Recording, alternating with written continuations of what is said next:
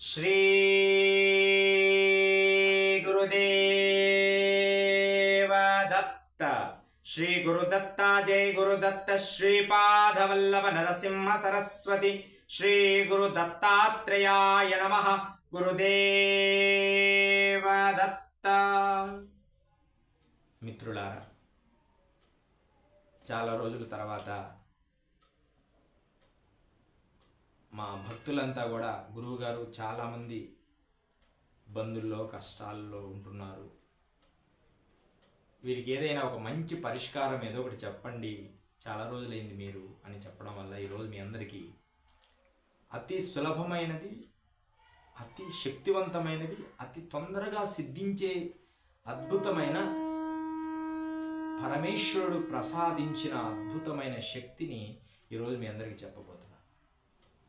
దీనిని భైరవ తంత్రం అంటారు. చాలామంది భైరవ తంత్రాలని మనకు యూట్యూబ్లో చూస్తుంటాం. ఈ చాలామంది భైరవ తంత్ర సాధనలు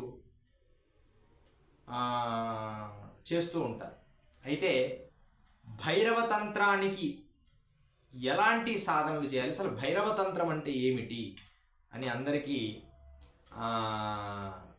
ఉన్న విషయాలు అందరికీ తెలియజేస్తున్నాం.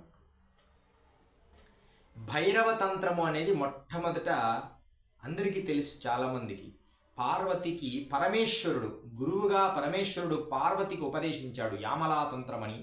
భైరవ తంత్రమును ఒక భాగంగా 112 రకాల భైరవ తంత్రాలు కూడా మనకు పరమేశ్వరుడు పార్వతికి ఉపదేశించాడు. 112 రకాల తంత్రాలు ఉన్నాయి. ఇవన్నీ మంత్రము, యంత్రము, తంత్రము, ముద్రము, రూపము, రసము, శక్తిగా మార్చే ఒక అద్భుతమైన ప్రక్రియ. దాంట్లో భాగంగానే ఇప్పుడు భైరవ తంత్రశక్తిని ఎలా మనం చేస్తామో చూడండి. భైరవ తంత్రం అంటే ఇలాంటి ఒక అద్భుతమైన తంత్రం. ఇది యంత్రం అన్నమాట. యంత్రముతో తంత్రము, మంత్రము ఈ మూడు కలిపి చేసేది భైరవ తంత్రం. ఈ తంత్రానికి మూల రూపమైన పరమేశ్వరుడు పార్వతికి ఉపదేశం చేశాడు. పార్వతీదేవి ఉట్టి భైరవ తంత్రం ఒకటే చేస్తే సరిపోదు అని ఒక హోమగుండం ఎదురుగా కపాలమాల చేసి పార్వతికి ప్రత్యేకంగా భైరవ తంత్రాన్ని పరమేశ్వరుడు గురుస్థానంలో ఉండి ఉపదేశించాడు. దాంట్లో వామాచారము ఉన్నాయి, దక్షిణాచారము ఉన్నాయి. గురుగారు మొట్టమొదటి వామాచారం అని ఎందుకన్నారంటే, ఈ వామాచారములో అంటే కొంచెం తొందరగా సిద్ధి కలుగుతుందనే ఒక శక్తి ఉన్నది వామాచారం. ఆ వామాచారములో తొందరగా ఉండి శక్తి ఉన్నది, అది మనం గ్రహించాలి. దక్షిణాచారమును సుదీర్ఘకాలం పడుతుంది. సుదీర్ఘకాలం దక్షిణాచారం అనేది సుదీర్ఘకాలానికి సంబంధించిన శక్తి.